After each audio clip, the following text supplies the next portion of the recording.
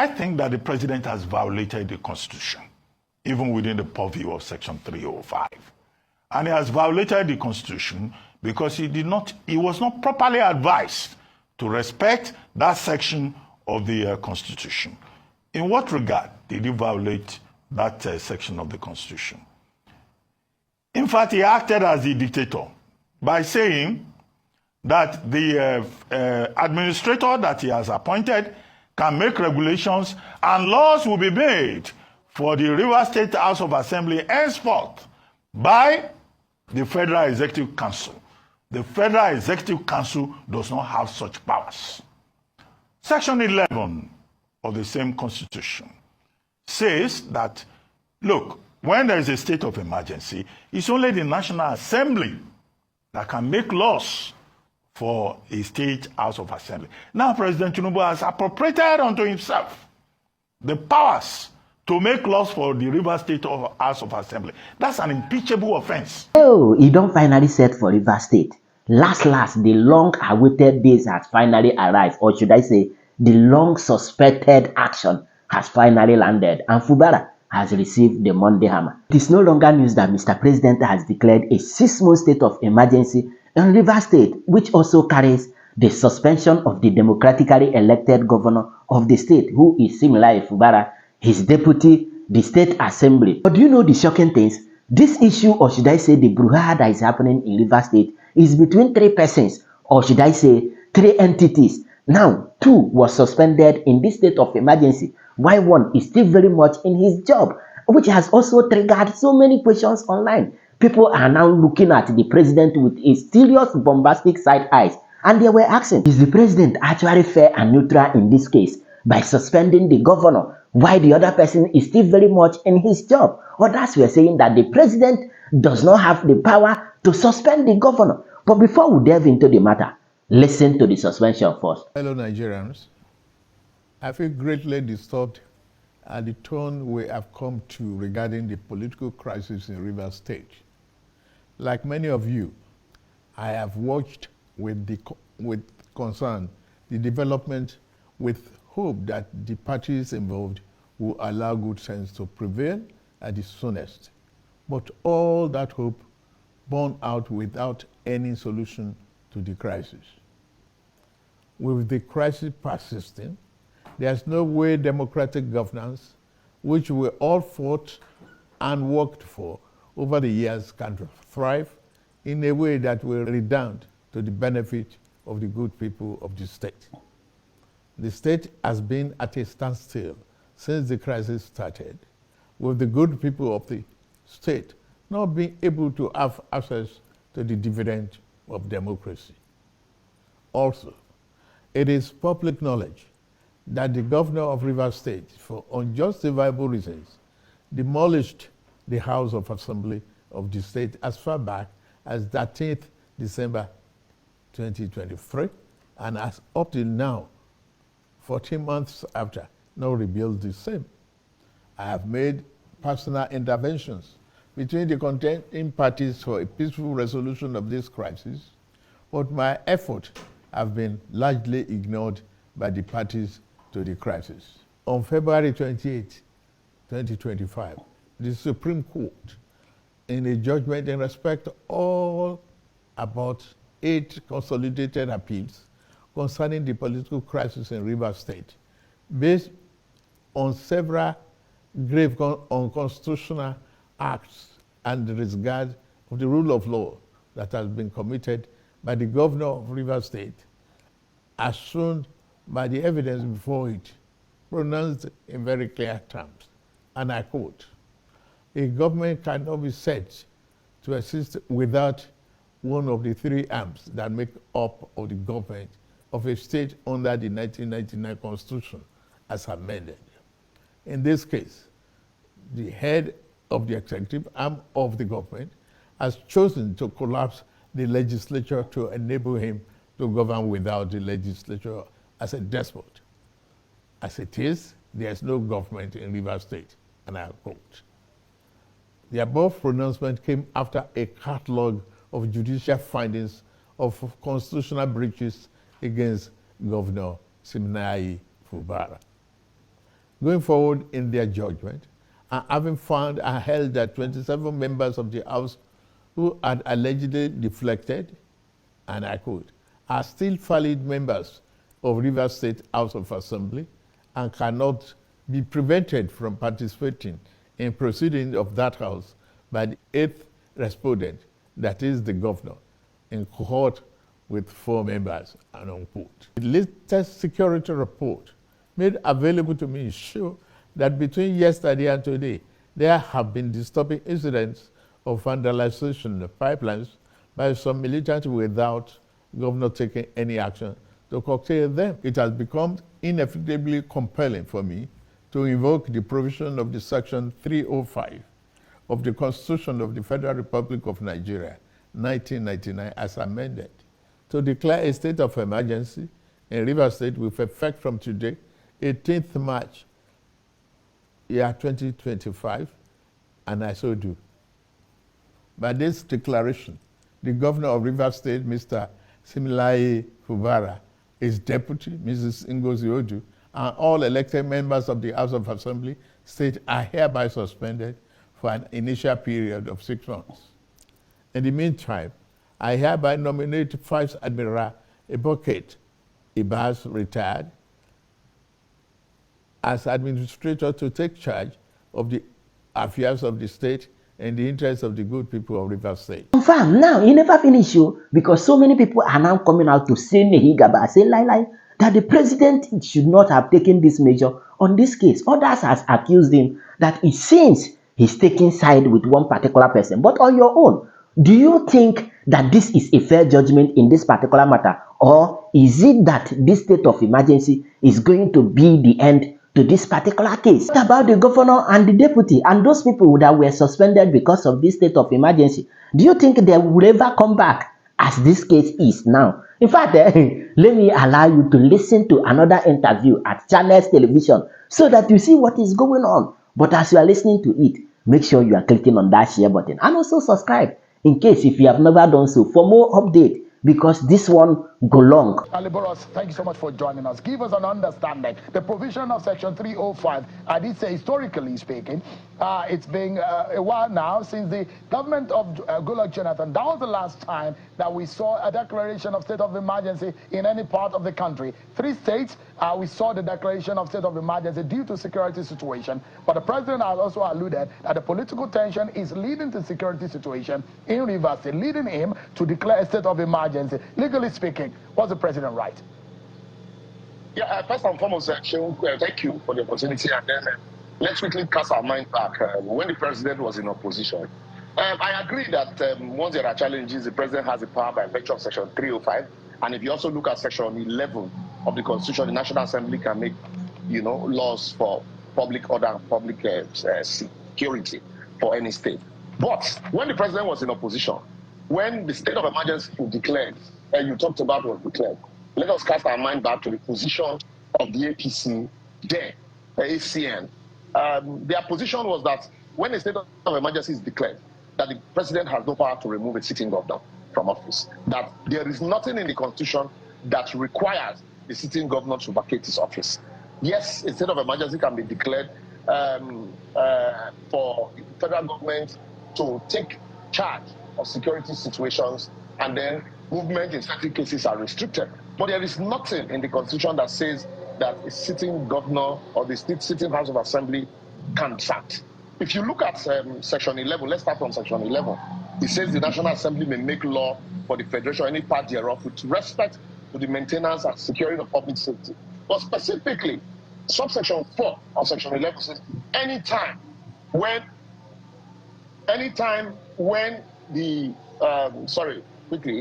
it says anytime when any House of Assembly of a state is unable to perform its function by reason of the situation prevailing in that state, the National Assembly may make such law for the peace, order, and good governance of the state with respect to matters in which a state House of Assembly may make law as may appear to the National Assembly to be necessary or expedient within such time as the House of Assembly is able to resume its function. That's where I want to start us from. If you look at that section, can we say after the Supreme Court judgment that the State House of Assembly has not been able to make law for the state? The answer is no. the House of Assembly had sat, had issued directive, had for certain persons to appear before them, had even requested the governor to present budget before him, and the governor also had applied to present budget before the State House of Assembly. That's on one side. Then if you now go to the section relied on by the president, which is section 309 in this instance, very copiously, it gives the president the power to declare a state of emergency in a situation where the governor has refused or failed to call on the president to declare such a state of emergency if the federation is in imminent danger of invasion or involvement in a state of war. There's actual breakdown of public order and public safety in the federation or any part thereof, to such extent as to require extraordinary measure to restore peace and security. There's a clear and present danger of an actual breakdown of public order and public safety in the federation or any part thereof. There's occurrence of imminent danger or occurrence of any disaster or natural calamity. There's any other public danger which clearly constitutes a threat to the coexistence of the federation. And if you go to subsection 4, it says the governor may, with the sanction or a resolution by 2/3 majority of the House of Assembly.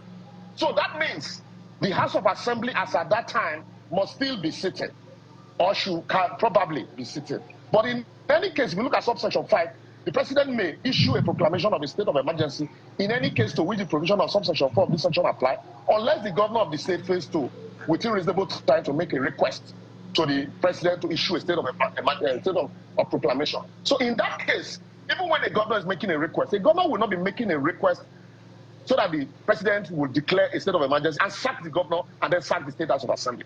That was the argument of the APC when they were in opposition. So now let me quickly believe. Yeah, let me jump in quickly, Mr. Oshoma. The president didn't use the word sack or removal. He used the word suspended. And if you look at the earlier statement made by the president, he said he made a position of the Supreme Court, and the position of the Supreme Court, according to the president, which he quoted in his statement, he said, quote, "A government cannot be said to exist without one of the three arms that make up the government of a state under the 1999 Constitution as amended. In this case, the head of the executive arm of the government has chosen to collapse the legislature to enable him to govern without the legislature as a despot.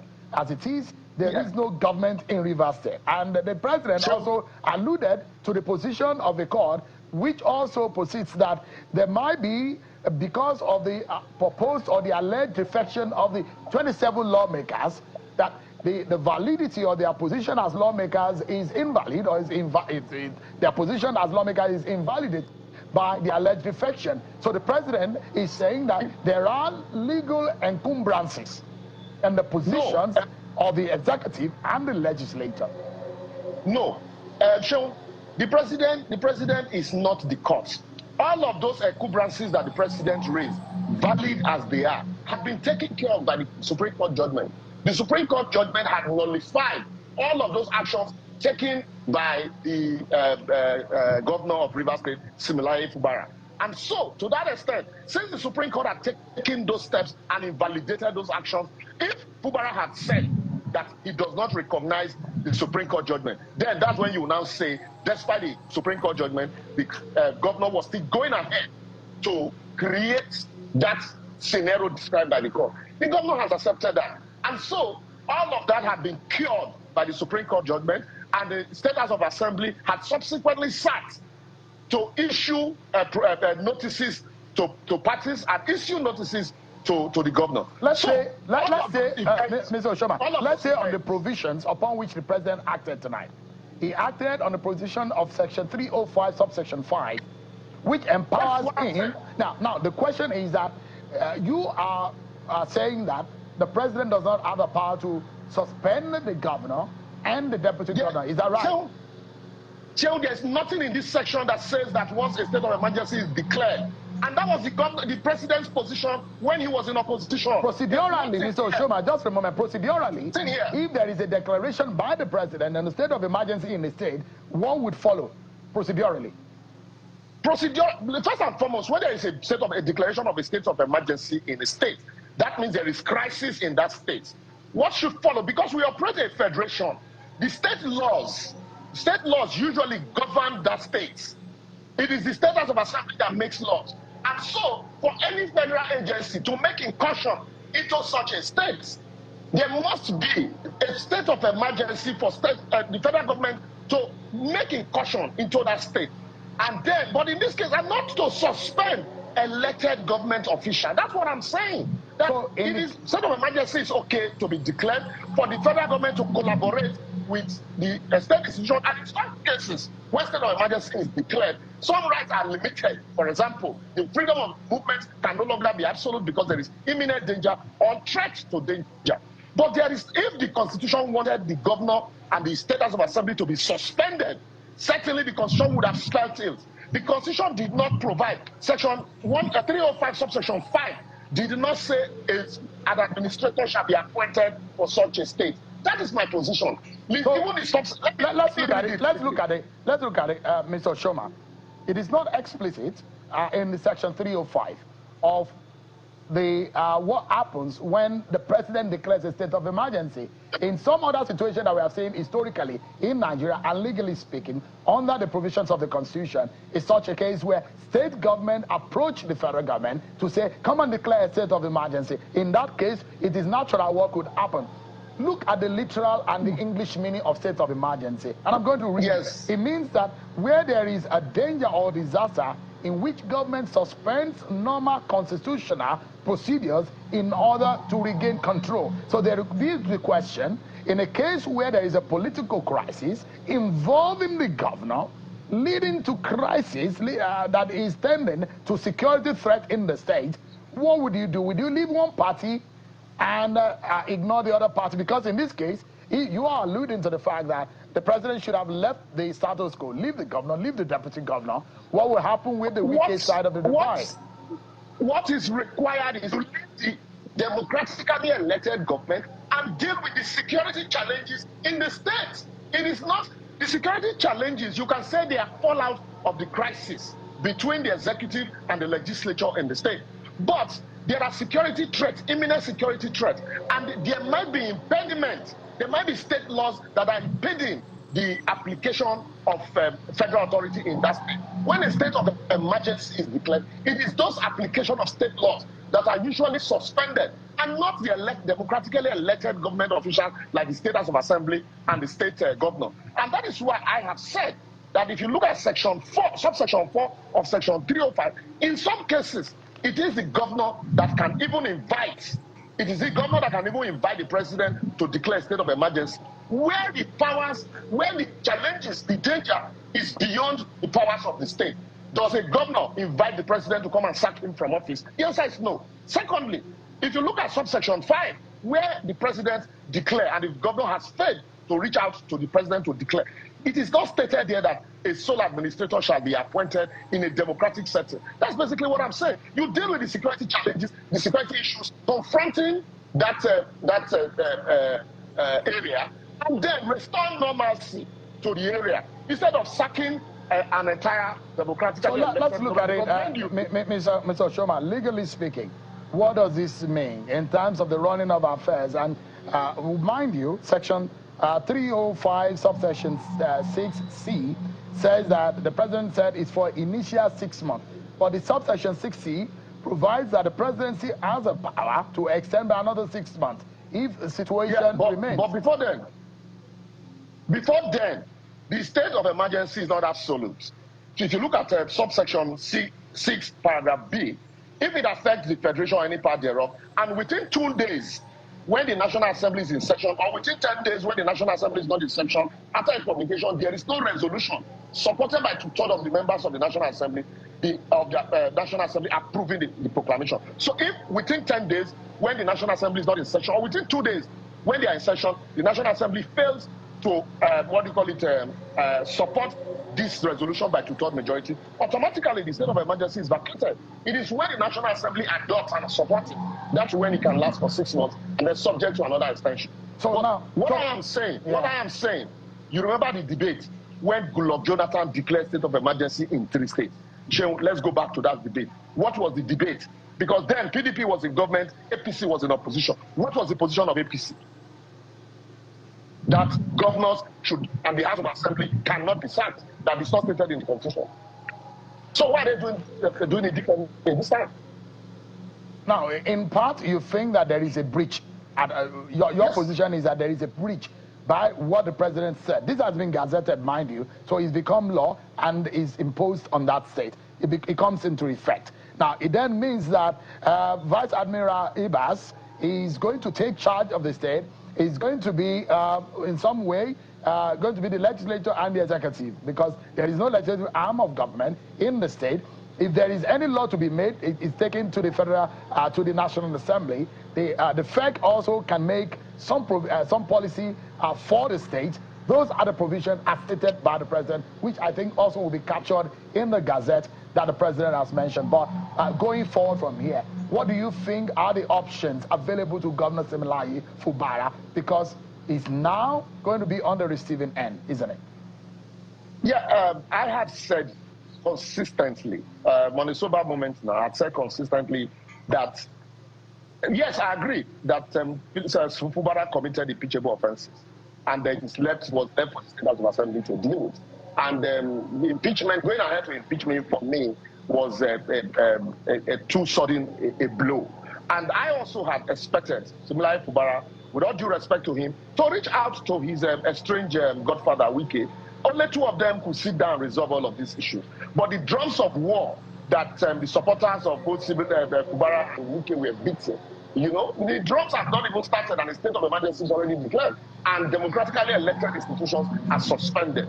It will not, it is not for the betterment of Rivers State, really. I expected that maturity should have been allowed to play in this game, and both parties would sit down, look themselves eyeball to eyeball, and then shade their grievances for the betterment of the state. But this what do you call it, high-handedness on the part of both sides didn't help matters, and it will not help matters, no matter how they want to look at it. When two elephants fight, the grass will suffer for it. Now, going forward, what do you think is going to be happening in Rivers State? Is there actually going to be calm in the state, or are you expecting something else? In fact, share your thought with me on the comment section. And of course, you know the vibe now. Click on that subscribe button, follow, and share for more update. Because like this, we move.